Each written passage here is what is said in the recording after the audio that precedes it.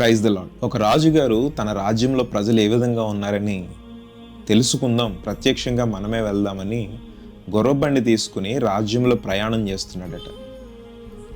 అలా కొంత దూరం వెళ్ళేసరికి రోడ్డు పక్కన ఒక పెద్ద ఆయన నెత్తి మీద బరువు పెట్టుకొని నడుచుకుంటూ వెళ్తూ చూసి రాజు మనసు కరిగి తనకి సహాయం చేయాలనుకున్నాడట. వెంటనే గుర్రబండిని పక్కనే ఆపించి ఆ పెద్ద ఆయన్ని, పెద్దాయన నువ్వెక్కడికి వెళ్ళాలో చెప్పు, నేను నిన్ను దింపుతాను అని అతనికి సహాయం చేయాలనుకుని ఆ పెద్ద ఆయన్ని అడిగాడు. ఆ పెద్ద ఆయన అన్నాడు, పర్వాలేదండి, నేను నడుచుకుంటానే వెళ్తాను అన్నాడు. కానీ ఎంత ఎండలో నువ్వేం నడుచుకుంటా వెళ్తావు, బండి ఎక్కు, నేను నిన్ను దింపుతాను అన్నాడట. సరే అని ఆ పెద్ద ఆయన్ని ఎక్కించుకుని వెనకాల కూర్చోమన్నాడు. గుర్రబండిని కదిలిన తర్వాత వెనక్కి తిరిగి చూశాడు రాజు.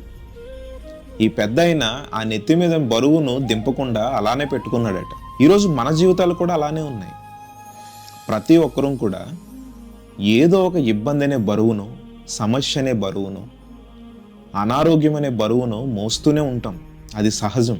మనము దేవుని సన్నిధిలో ఉన్నప్పుడు మన భారాలన్నిటినీ దేవుని సన్నిధిలో విడిచిపెడితే దేవుడే మనల్ని ఆదుకుంటాడు. అందుకే దావీదు మహారాజు అంటాడు 55వ కీర్తన 22వ వచనంలో, నీ భారమును యెహోవా మీద మోపుము, ఆయనే నిన్ను ఆదుకుంటాడు అని.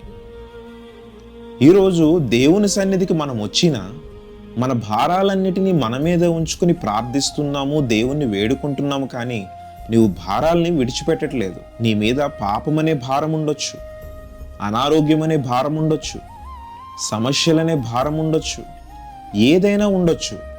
నీవు దేవుని సన్నిధిలో విడిచిపెడితే ఆయనే నిన్ను ఆదుకుంటాడు. మనం ఎప్పుడైతే మన భారాలన్నిటినీ దేవుని సన్నిధిలో విడిచిపెట్టి ఆయన సన్నిధిని వేడుకుంటామో ఆయనే మనల్ని ఆదుకుంటాడు. అందుకే దావీదు మహారాజు గొప్ప మాట చెప్పాడు, నీ భారాలన్నిటినీ యెహోవా మీద మోపుము, ఆయనే నిన్ను ఆదుకుంటాడని. మన ప్రభువుకు అసాధ్యమైనది ఏదైనా ఉందా? మనుష్యులకు అసాధ్యమేమో, కానీ దేవునికి సమస్తము సాధ్యమే. ఈరోజే నీవే భారమైతే కలిగి ఉన్నావో అది ప్రభు సన్నిధిలో విడిచిపెట్టు. ఖచ్చితంగా దేవుడు నీకు శాంతిని, సమాధానమును అనుగ్రహిస్తాడు. Praise the lord.